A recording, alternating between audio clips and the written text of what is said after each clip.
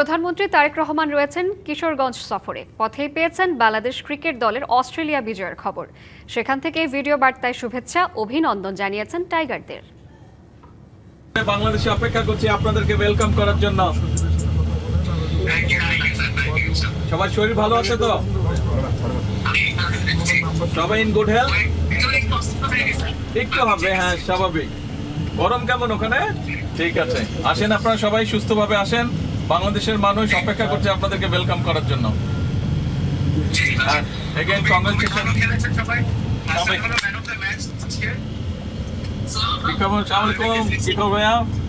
Everything okay? আচ্ছা, হ্যাঁ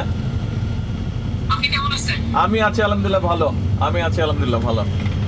cricket পাইছো হাসান?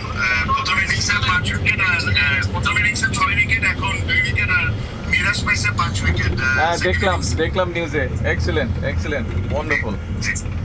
জি, আপনাদের সাথে সবার ক্ষেত্রে দেখা করতে হবে। আলহামদুলিল্লাহ। হ্যাঁ আলহামদুলিল্লাহ। আর আমাদের সবচেয়ে ইয়াংস্টার বগুড়ার মুশফিকুর রহিম। হ্যাঁ আসসালামু আলাইকুম। কি খবর ভাইয়া? কি ভালো আছেন? আছি আলহামদুলিল্লাহ।